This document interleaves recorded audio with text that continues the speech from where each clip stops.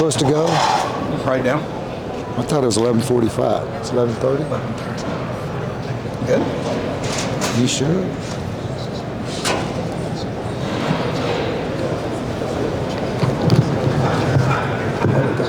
Yeah.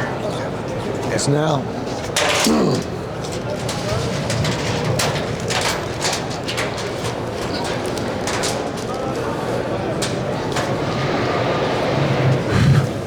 Good morning, everybody. Thanks for showing up on the last day. I really appreciate it. What we're going to be doing is going through an install of a commercial structural retrofit recover. So what we're going to have, our main frame is purlins 5 foot on center. We have an existing R panel which is going to replicate our panel that's reached its end of its service, needs to be recovered. So instead of pulling it off, we're going to be retrofitting, going right over the top with a new standing seam metal panel, which is an upgrade to the 3-fasten panel. My name is DJ Highnote. I'm with Roof Hugger. This is Charlie Smith with McElroy. And what we're going to do is start with a PowerPoint that we did this on Thursday, so we kind of kicked it down a little so we can run some more screw guns. So, metal over metal, whys and hows. You might have to bear with me. This clicker is Not clicking. it ain't clicking. Where's the slideshow? Yeah. Where's the computer? We might have to have a manual clicker back there. Kind of just tell me when to click it, or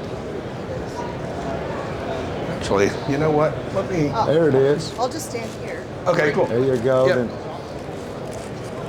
you can be the Vanna White. You're good. You're good. Go ahead. All right, so metal over metal retrofit, why would you want to do it? Well, the first thing you got to do, and really the only thing, is look at the market out there for it. As you can see, there's been multiple studies done. There's over 24 billion square feet of roof out there that is over 25 years old. So they're getting ready to have a new roof.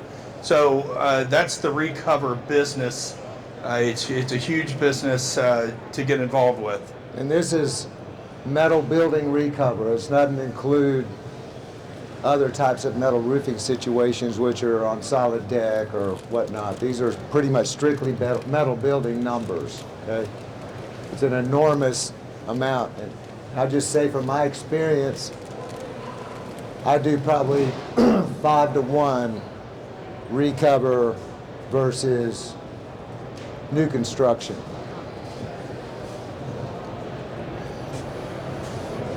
Again, go ahead.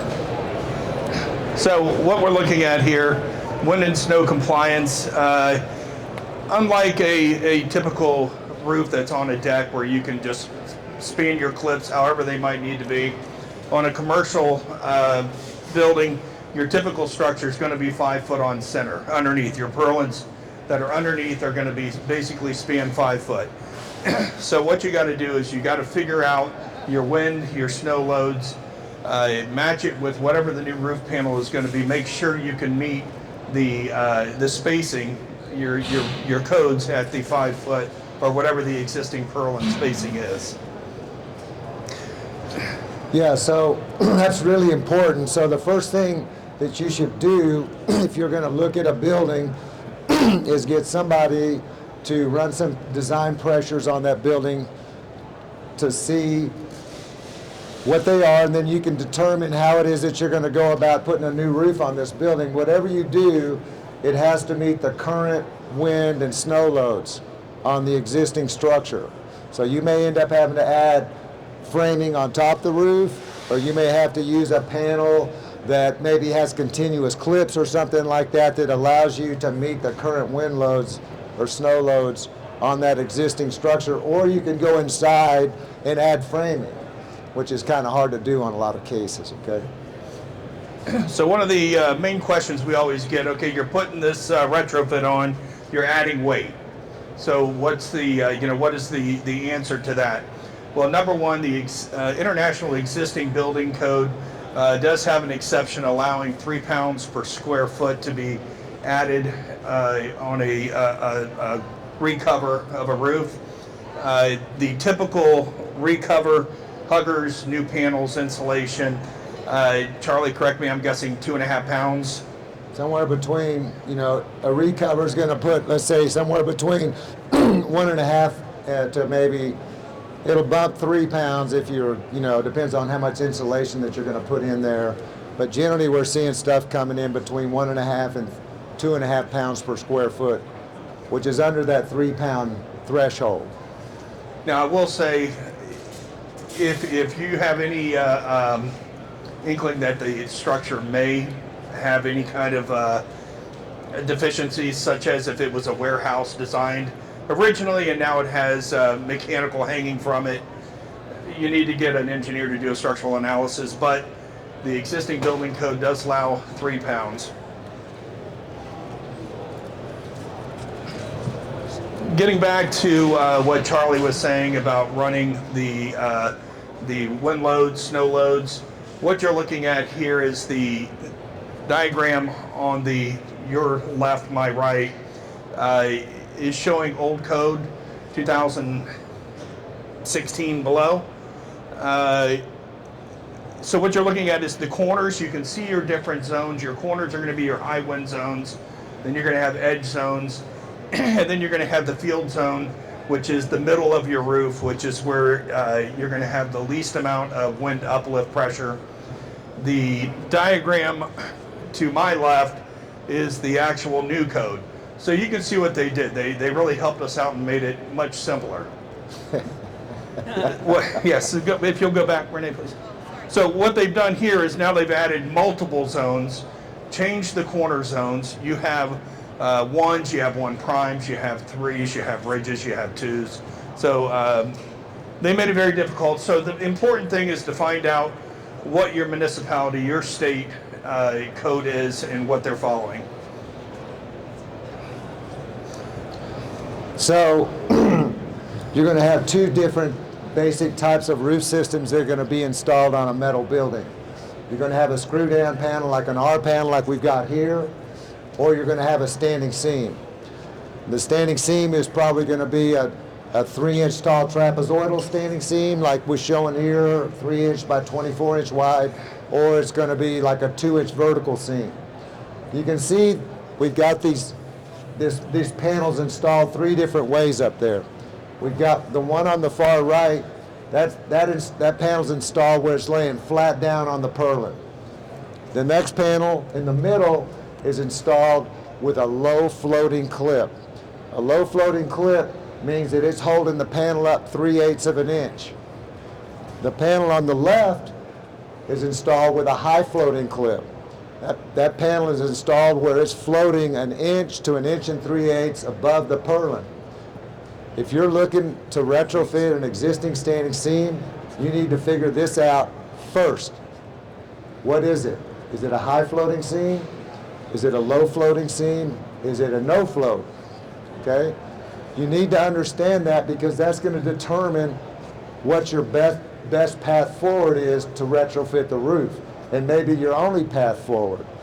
You don't want to figure it out later, because if you're figuring it out later, it may end up costing you an extra 10% to do the retrofit, because you have to have a proper connection back to the structure, and you're not going to get, if that panel is floating above the purlin that high, you're just not going to get that direct connection there. You're going to have to use a special setup in order to do that. So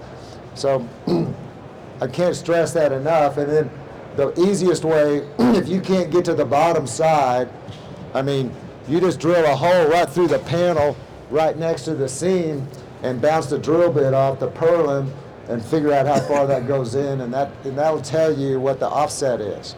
So you need to know the offset on the standing seam existing. Yeah, that's a very important part. When you're doing a commercial recover, knowing what the existing panel is and how it's installed is imperative. So here you're looking at some of the different structural panels. Charlie alluded to the one on the upper right is a 2-inch vertical standing seam. Similar to this, but this is a snap lock, will not work on a open framing situation. However, it is a seamed, mechanically seamed lap. So you got basically, if you're wanting to put a new roof on top of a metal building and you're attaching the purlins 5 feet on center, you're only going to use a structural standing seam. If you're going to thinking you're just going to put some kind of a snap down panel over open purlins, you're not thinking correctly. You have to have a structural standing seam that's designed to span open purlins 5 foot on center and be watertight. Not a water shedding roof, a watertight roof, which is either going to be a double lock standing seam, possibly a single lock standing seam, and it can be a 3-inch tall trapezoidal panel. It can be a 2-inch tall vertical rib panel, or it can be one of these symmetrical T-shaped panels. Any of those are acceptable. The trapezoidal panels are going to be the least expensive panel to put up. They're wide, they're high, they've got good wind uplift, they've got pretty good wind uplift, but you never want to use one of those trapezoidal standing seams on a job that has hips or valleys. You want a problem? You're suicidal? Put a trapezoidal standing seam on a job with a bunch of hips or valleys, and you're going to have some just king-size problems, okay? So you want to make sure that if you've got hips or valleys, you're using a vertical rib panel. The trapezoidal panel and the vertical rib 2-inch panel up there, they have a double folded seam. The T-shaped panel cost more money, but they give you the advantage. The main advantage is if there's ever an issue that you can pull individual panels out of the field of the roof after they're installed. And you got a roof that ought to last 50, 60 years. It's nice if you could fix it if there's ever an issue.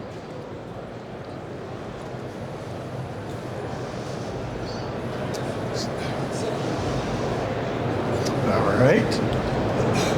All right. So where do we start? You go to look at a new roof. Your customer calls, or you get a call. My roof is leaking. Can you meet me out here? Take a look at it. So what you want to do is number one, talk to the customer. Ask him where his problems are. It might be as easy as a valley that has a leak that maybe just needs some mastic put in it, something. Look inside it at the purlins, the structure underneath. To do a recover, you have to have structural members that are still in good shape, not corroded, something that we can fasten into. Do any of the penetrations, you go to a roof, most of the problems are around penetrations, skylights. So if they can get rid of those penetrations, move them down onto the ground, get them off the roof, that's going to be a big help. Skylights, are they necessary? With the new lighting inside buildings now, skylights really aren't necessary. They're not going to last as long as the metal is. They're always going to cause a problem eventually. Walk the roof, and again, if it just needs repairs, as much as I would hate to not sell a retrofit system, then that's all it needs.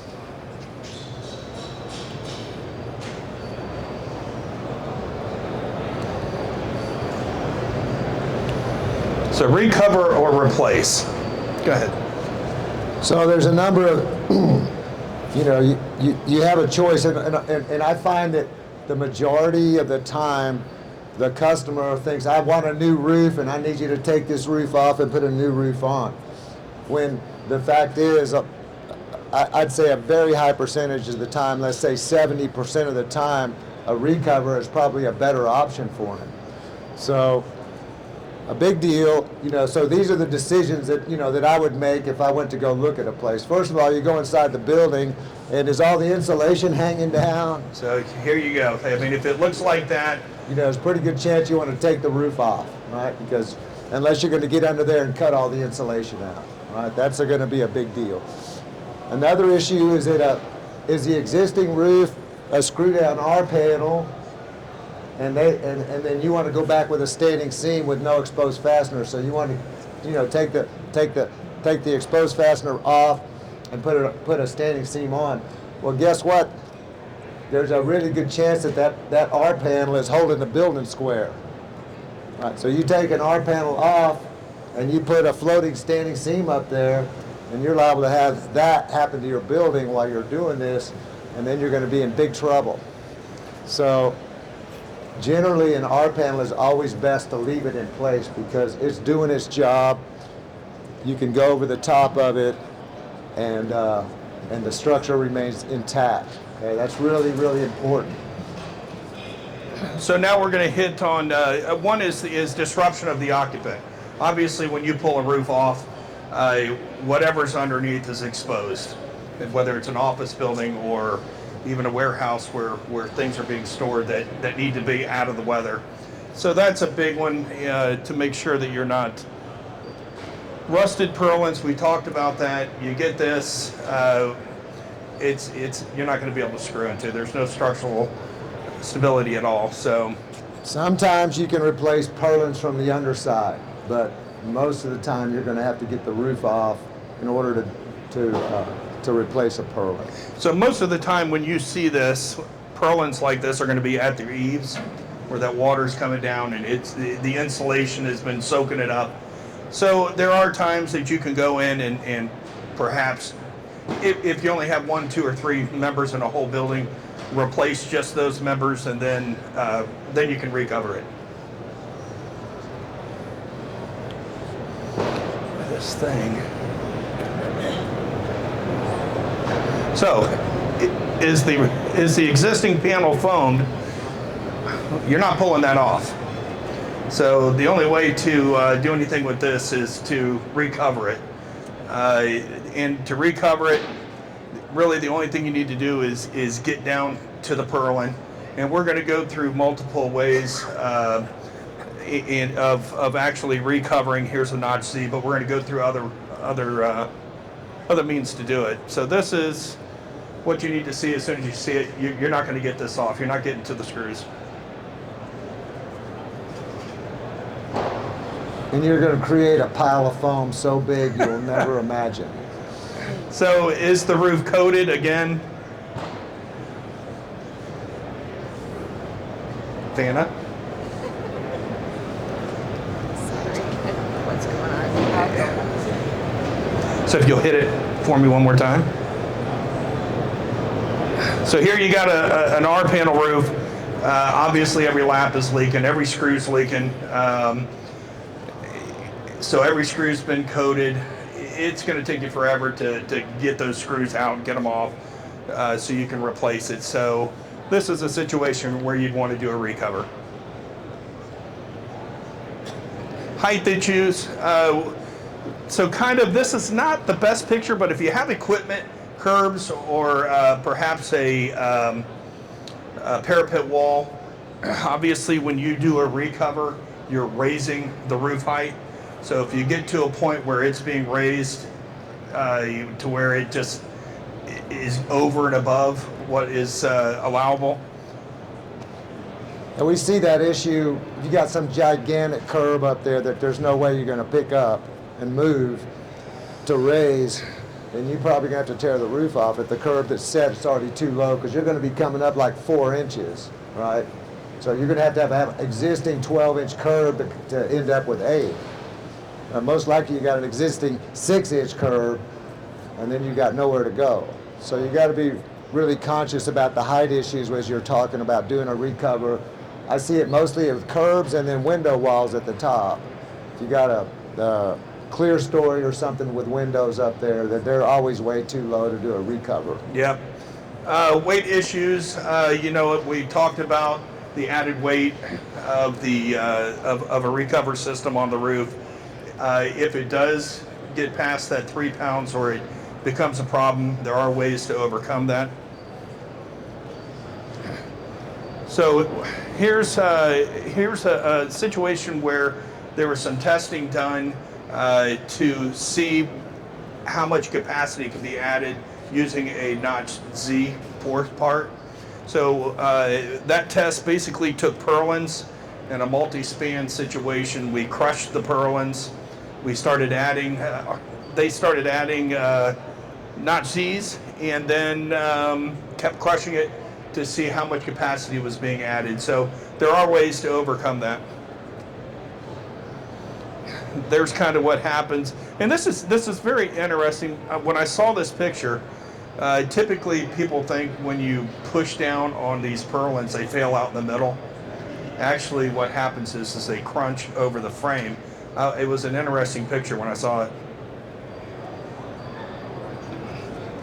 All right, go ahead. So here's a example of what Charlie was saying. You had a screw down roof. They wanted to replace it, realized that the diaphragm action of the building would be shot. So the only option was to go over it with a recover. Go ahead. Go ahead. So a big part of this stuff, the energy code, current energy code says that if you remove an existing roof and you replace it, then you have to bring it up to the current energy code. And a lot of owners are thinking, you know, maybe I don't need R30 in my warehouse here, and I don't want to spend the money for the extra insulation. So one of the exceptions to the energy code is if you recover the roof, then you don't have to bring it up to the current code. So that puts you and the owner in charge as to whether you get insulation and then how much you end up giving them, right? So, because you don't necessarily have to insulate these roof areas, this roof cavity. You can ventilate that roof cavity, and we found that really they're not a whole lot different between a ventilated airspace and bad insulation or insulation in there. So they'll both do the same thing for you, is reducing the heat transfer going into the building.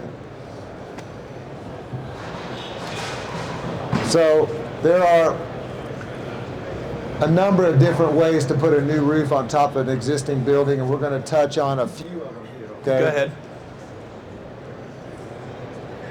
These are there's a two-piece system.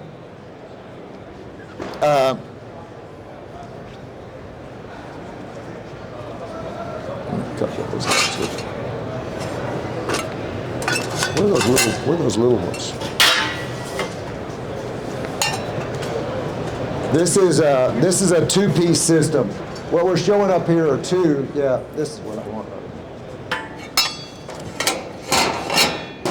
We're showing two systems up here. We're showing one of them is a hat spacer, which looks like this, and that hat spacer sits down on top of the existing roof panel, right over the purlin. It can be in the middle of the panel. It can be over here. It sits like that. And then you got another one, generally 4 feet apart. And then you're going to put a 16 gauge hat section on top of those. That's a two-piece system. These two-piece systems have a lot of advantages to them. The hat-shaped spacer is a lot more stable than a Z-shaped spacer. I used to do a lot of the Z stuff, and then I found that just the stability of the Z is not quite as good, especially in high snow load areas or high wind uplift areas. This shape here is very stable, okay? These things really only work, they work the best when the engineering says that you can install them like 4 foot on center. 4 foot on center on these things, and then a hat section. That's very economical, fast, easy way to install one of these jobs, okay? The downside to these systems is all you're doing is adding weight. So if the owner's concerned about the capacity of the purlins, or if there's been an engineering report saying that you don't have the capacity, you have very little capacity, excess capacity in the system, then this is probably not your best way to go. But if you want something, it's pretty fast, it's easy, and then you can use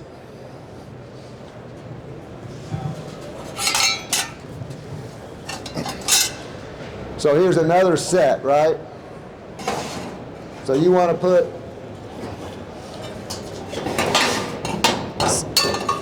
six inches of bad insulation in there, then there you go. You got a nice room for 6 inches of bad insulation, okay, without a whole lot of extra money.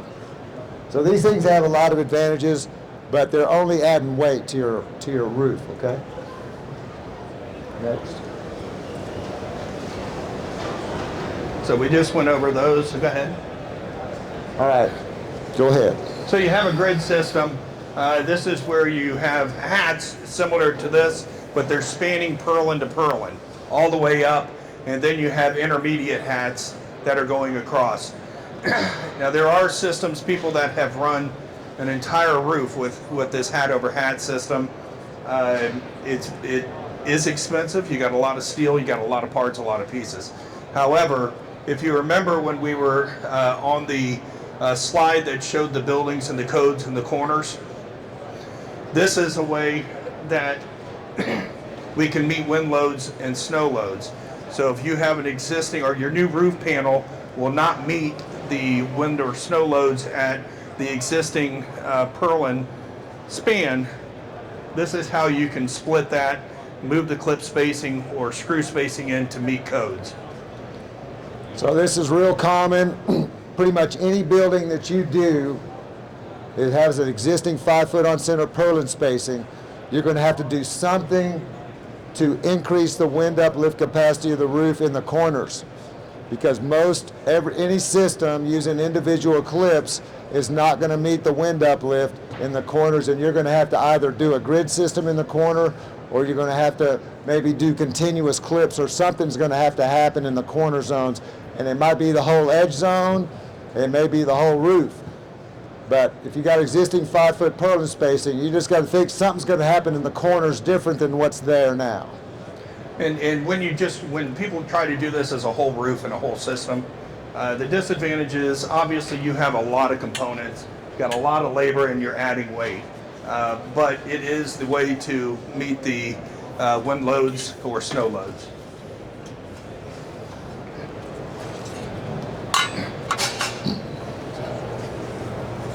Get that clip off. Okay, the tall clip is a great way to do a recover. It's the fastest, easiest, cheapest, quickest way to put a new roof on top of an existing R panel, and maybe a low height standing seam. The hat over spacer and the tall clip only work on existing screw down panels and low floating standing seams. You're not going to work on a situation where you've got a 1 inch space between the bottom of the roof panel and the top of the purlin. Okay, but these tall clips, something like this, right? So you have a clip that sits between the purlins, between the ribs of the panel, and attaches through to the purlins, and then it holds the new panel up above the ribs of the old roof panel. Fast, easy. You have to infill with insulation when you do these types of things. You need to have something to support the middle of the panel. So if you got an R panel with ribs 12 inches on center, then you want to go in with a 24-inch wide panel to do a tall clip recover. So these things are fast, they're easy, they're lightweight. The biggest disadvantage to these is, number one, they're adding weight, and not helping you structurally, they're just adding weight, although it's not much weight. And number two, you have got a very limited space for insulation. So if part of the situation for the owner is, that he wants to increase the insulation on top of his roof or in his building, a tall clip's not for you. If he just wants it to quit leaking and he wants the cheapest possible solution, then the tall clip is a great solution. Okay? All right, so the next system, which is what we'll be showing here, is the Notch Z. And what can you, oh, here, I got one right here.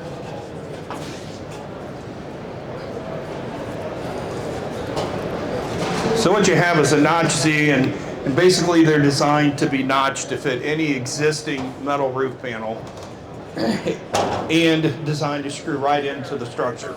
So again, if you have corroded purlins underneath, it's not going to work. You can see in the diagram here, it could be notched to fit standing seam, R panels. The height can be adjusted. You can see here, we have a 4.5-inch tall part going over an R panel. It can be as low as a 2-inch tall part. If we need to add insulation, it can go up to, I would say probably 8. After that, there's other systems to get you taller for insulation. The other benefit of a Notch Z is it will add capacity to the existing purlin. When you screw this in, you're basically extending your existing purlin and tying it together. You will be adding capacity. So it's really one of the only systems I think that it's a huge deal. This idea of fortifying the structure while you're putting a new roof on the building, it's an enormous deal. And so there's been a lot of testing done on this in the last couple of years, where you can now know exactly how much additional load carrying capacity that you're adding to those purlins. It doesn't do anything for the columns or the rafters, right? But the purlins are typically what we see are the weak link. So, but if you can take an existing purlin and add 4, 6, 8, 10 pounds per square foot to the capacity of the building, it's an enormous deal. So this is really, it's kind of helped change my, personally, I really have started focusing on this idea of structural enhancement while I'm putting a new roof on. And with the way it's going today in solar, not only are the Notch Z, not only is it covering the extra weight of the new roof, but you're also getting to where you can cover the extra weight of a solar panel. So it's a big deal. So just for example, let's go back to that picture that we had up, okay? So this is the typical Notch Z for a R panel. It's a little under 2 inches tall.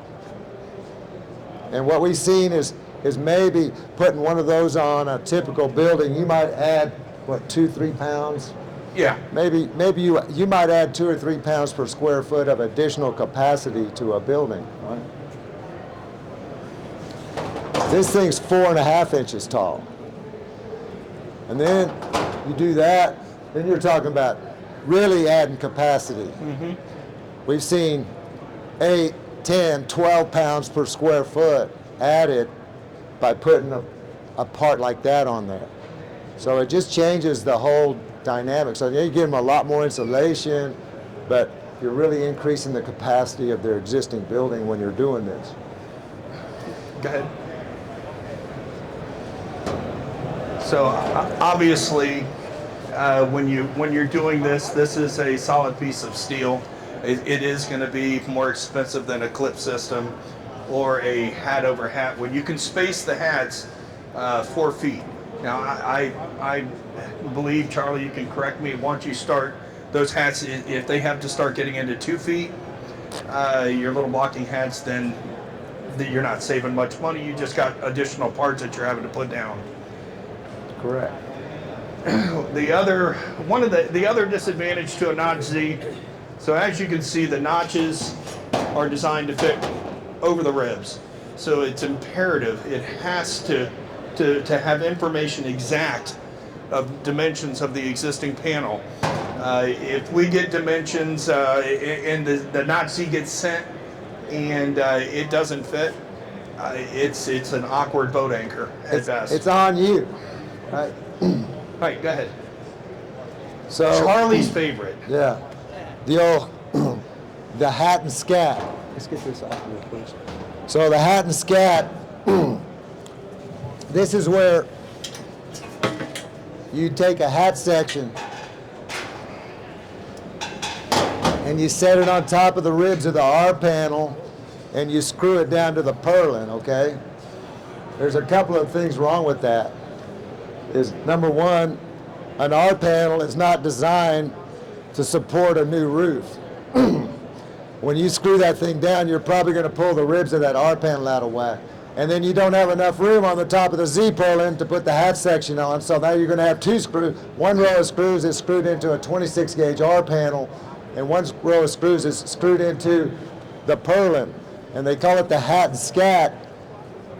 So when you install the roof over the hat, you got to scat out of there, get your money and scat out of there before the roof blows off, okay? Another thing that happens a lot, and a lot of people do this, is put single ply on top of the metal I've been building. hearing a lot of that at this show. Yeah, I mean, it's a huge deal, and it's, you know, and all the single ply guys, they're all over this business, all right?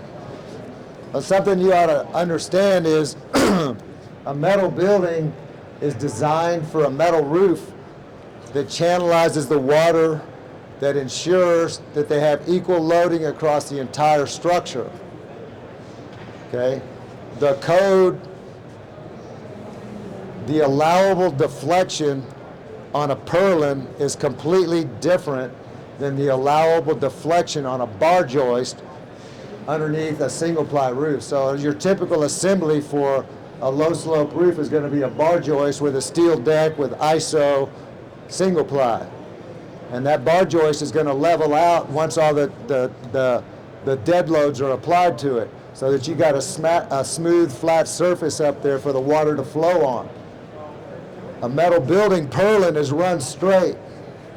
When it's installed, it does that.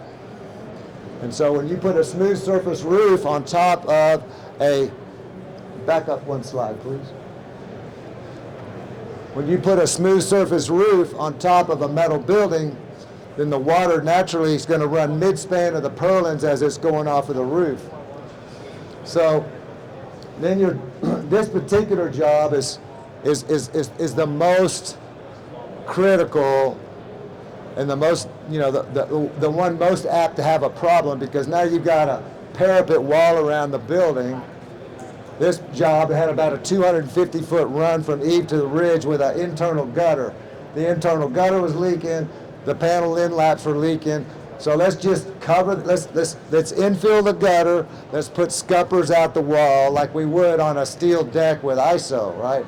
Well, this is a purlin job. So, one slide. So you're taking this top picture, that's what the design of the roof was for. An internal gutter that was catching the water and off it goes. Now they changed that to put a scupper out. You got a 1/4 on 12 slope, that eave strut is solid. You're putting water on top of the roof trying to get out of that scupper, and that first purlin gets deflected below the eave strut. Now you got water flowing uphill trying to get out of that roof, right? And it's real. So next, please. So here's a great satellite shot. You go onto a roof that's been recovered, and you see that. This is going to be a huge problem, because now all of the purlins, the first purlin is deflected below the eave strut across that entire building. And then on this job, up there at the top, that one with the pond by itself, that scupper clogged. Water started filling that void. The purlin went down some more. The purlins in the next bay went up and deflected water out of 3 bays into 1 bay. right? And then boom. So I know of 3 of these things that have happened. So I'm saying that there's billions of square feet installed, going to be installed.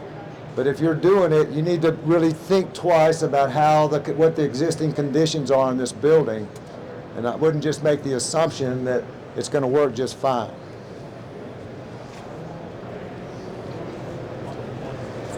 So what we have here is different ways to insulate and or ventilate. What we're going to be doing here today when we're doing this recover is using isoboard, but you also have the option of fiberglass and, as Charlie mentioned, ventilation of the cavity. So you know there's multiple choices, multiple reasons you're going to get more R value out of isoboard, less out of fiberglass, and you're still going to gain quite a bit if you just ventilate the cavity. All right, let's do a job here. Take it one more time. Yeah. Okay. All right. So what we're going to do, we're going to go ahead and do the install now. We're going to start by putting down the notch Z's.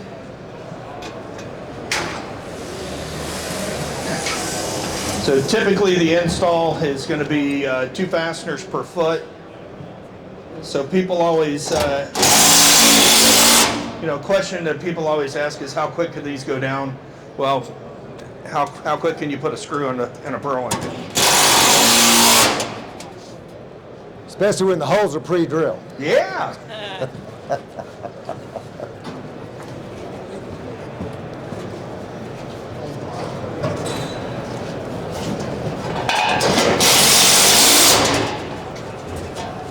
You got another screw gun?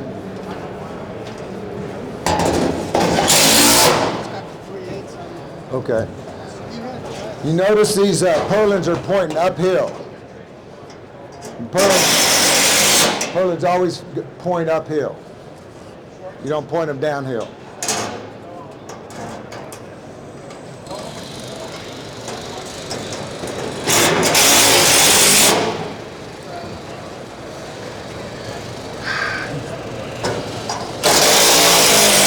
I think we can just pretend we screw all these in, okay?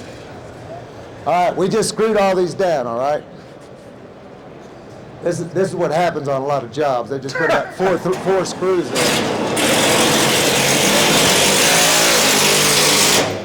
All So, hey Charlie, let's talk real quick Yeah. about this Eve. So, after Thursday, we did this presentation. People were asking. Obviously, if you look at this, the new panel's going to go up here. We've created a cavity. Now, what we didn't do on this, and what you would do typically, before you put the new panel on, you would have a new eave trim, just like your original one, that would come down on top of the roof hugger and then go down over your existing wall panels, and that'll cap this. So, there won't be an opening at your eave or around your rakes. The same thing, you're going to have the trim to cap that. And generally, this particular panel we're going to be installing has got a fixed eave. So this is a 16 gauge eave plate, and the panel's going to get fixed into the top of this thing. All right. We got some insulation to put in. Oh, we got to put that on. Put that. What? You want to put Yeah, the gutter's most likely going to have to come up, probably just be replaced, You're going to be because this thing's going to be overshooting the gutter because it's sticking out further and it's way low. Now, we have had a couple of guys that, they just put like an extender on the front of the gutter to catch the water.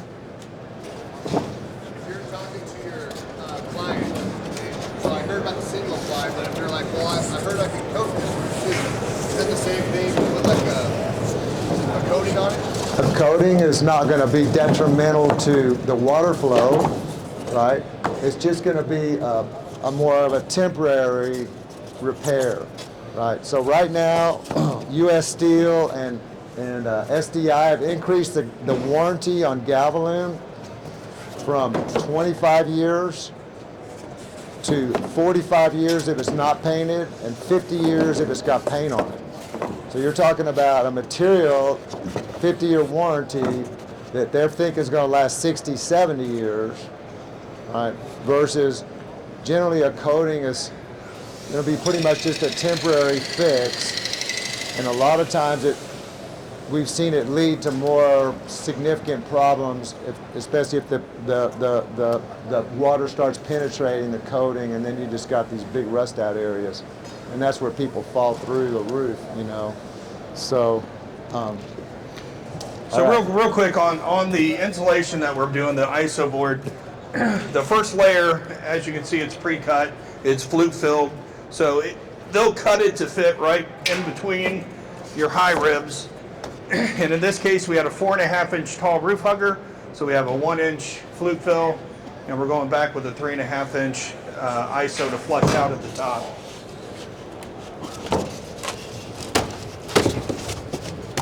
So this is like a total Cadillac install, right? Most of the time you're getting like you can do a ventilated airspace. Most of the time this gets done with bad insulation, unfaced bad insulation that fills the cavity. But you got an owner that really wants the best possible scenario. Here's R26 ISO, and then normally you go over the top of this whole thing with ice and water shield, and then it's like the best possible scenario. And then you've got a, significant increase in the load carrying capacity of the purlins while you're doing this.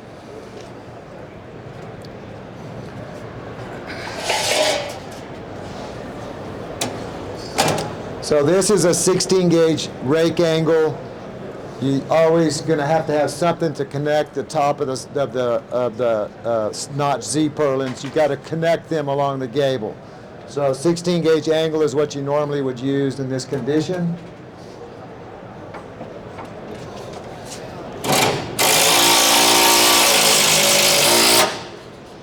And so you're going to have 2 fasteners at least at every connection point. Oh, I must have it up there backwards.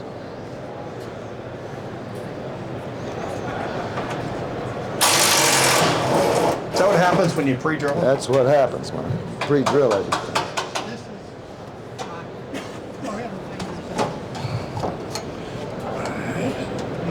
Yeah.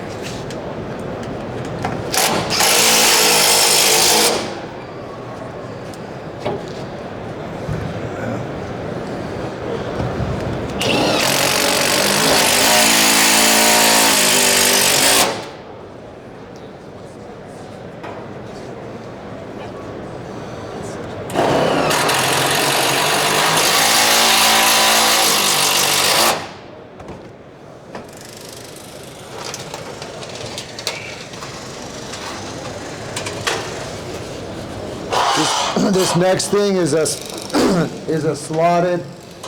It's a slotted 16 gauge Z. So hold on just a second. So the idea with this is,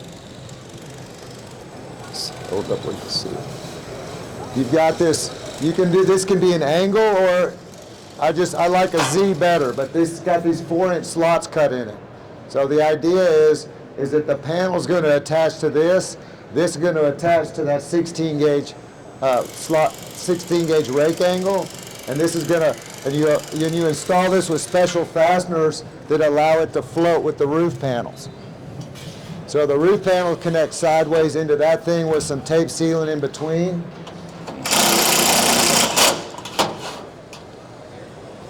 And the fasteners that we use are called a shoulder tech, and that allows this slotted rake angle or slotted rake Z in this case. Yeah, so it allows it to just float as it needs to.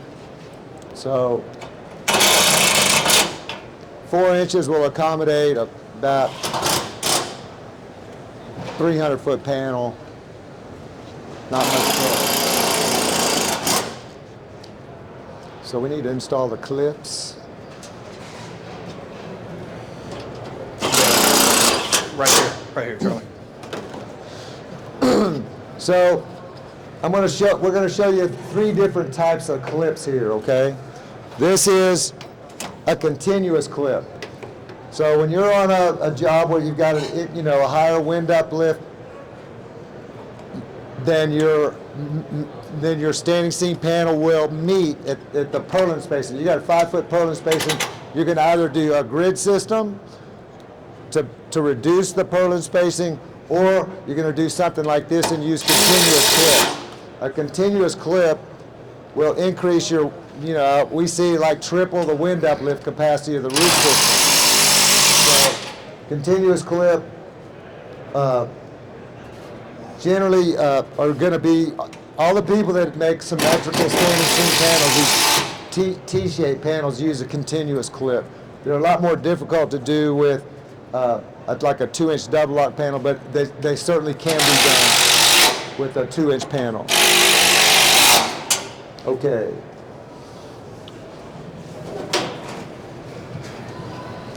Now another thing here,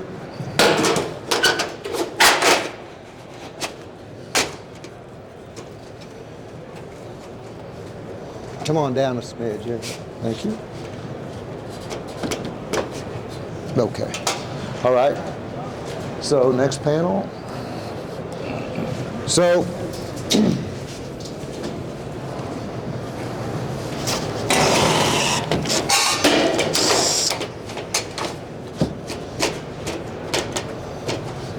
Good? yep. So the continuous clip is one way to increase the wind load uplift capacity. The other way is to use a narrower panel.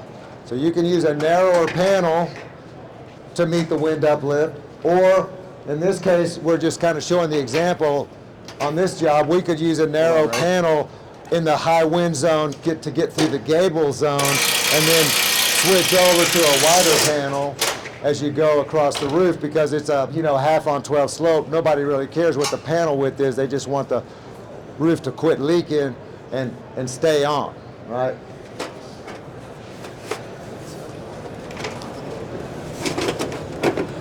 This is a 2-piece symmetrical panel that has,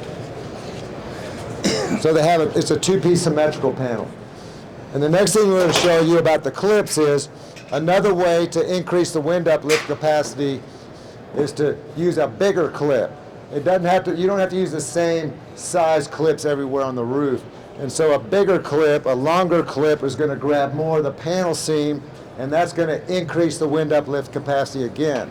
So instead of a continuous clip, you got, so this would be like a normal size clip, and then this is going to be like the super duper clip. So you just got to pull out everything you can to make these things work for the most economical.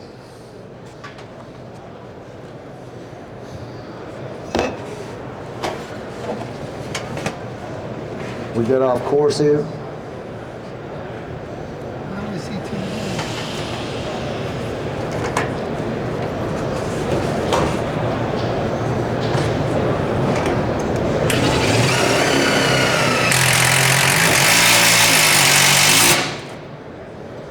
Well, you think you got it all right, and then you don't, and you have it.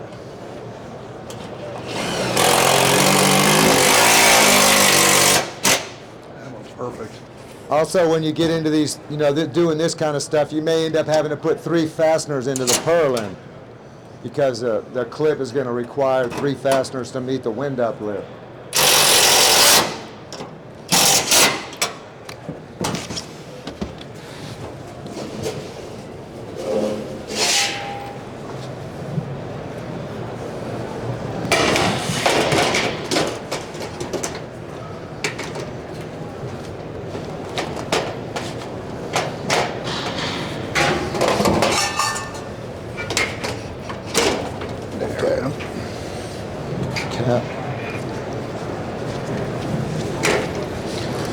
Hold on a second.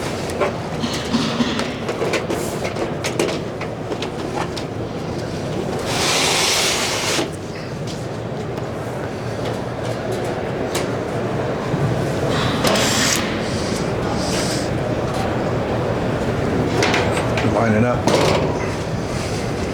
Yeah, it's close enough. Yeah, it's long enough. Anyway, so this is an example of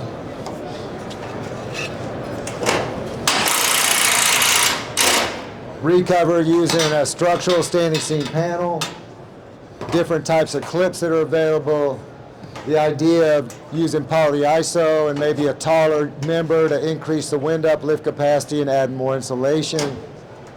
You can add ice and water shield to this system. You can, once you get into this type of system as well, since you're doing ice and water shield, you could do a hooked on eave detail as well. The issue with this particular system is that you're not going to fit a clip on the eave, and you're going to have to screw the eave down, right? If you use a different roof panel, then you might be able to put a clip at the eave and hook the panel on. But you only hook it on if you got ice and water shield.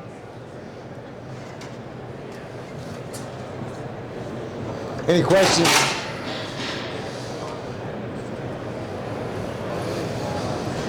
Nothing? Come on.